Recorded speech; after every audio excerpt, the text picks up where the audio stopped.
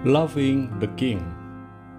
Kasih karunia menyertai semua orang yang mengasihi Tuhan kita Yesus Kristus dengan kasih yang tidak binasa.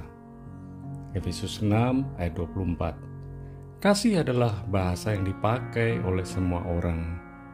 Dapat dikatakan, kasih adalah bahasa universal.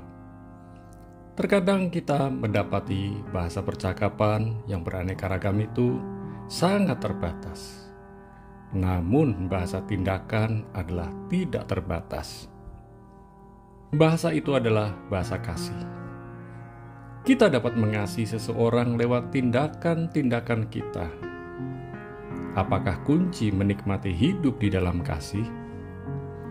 Kunci menikmati hidup di dalam kasih adalah loving to the King, mengasihi Sang Raja. Siapakah Sang Raja itu? Sang Raja itu adalah Yesus Kristus. Mengapa kita harus mengasihi Sang Raja? Bagaimana kita dapat menghidupi kasih dari Sang Raja? Apa bahaya hidup di luar kasih Sang Raja? Yang pertama, hidup dalam kasih Sang Raja. Raja yang benar dan baik selalu mengasihi warga kerajaannya.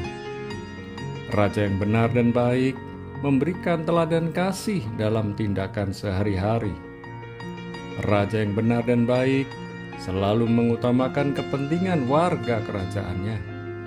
Kita dapat mengasihi Sang Raja, yaitu Yesus Kristus, karena kita telah menerima kasih dari Yesus Kristus terlebih dahulu.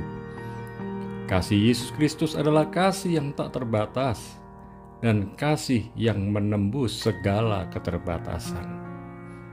Kasih Yesus Kristus yang tak terbatas adalah kasih tanpa syarat. Tak ada yang dapat membatasi kasih Yesus Kristus kepada kita. Kasih Yesus Kristus itu kekal. Kasih Yesus Kristus selalu mengalir setiap hari dalam kehidupan kita.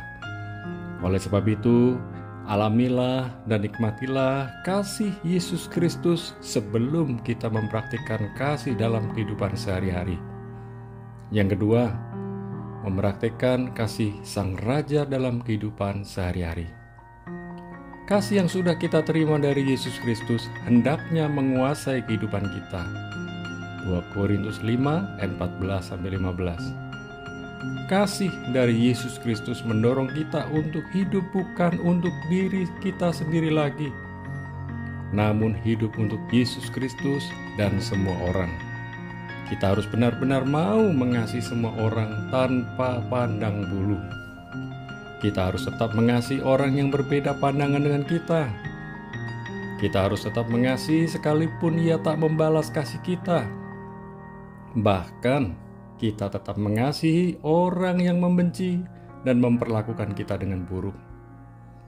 Maukah kita tetap mengasihi orang lain sekalipun orang tersebut tak layak kita kasihi? Yang ketiga, bahaya hidup di luar kasih Sang Raja.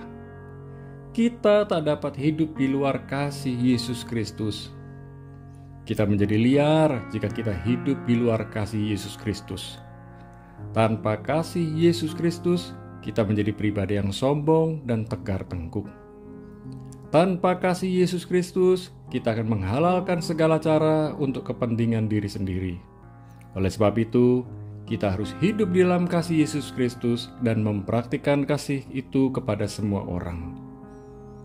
Kita tak dapat mengasihi orang lain tanpa kasih Yesus Kristus dalam kehidupan kita.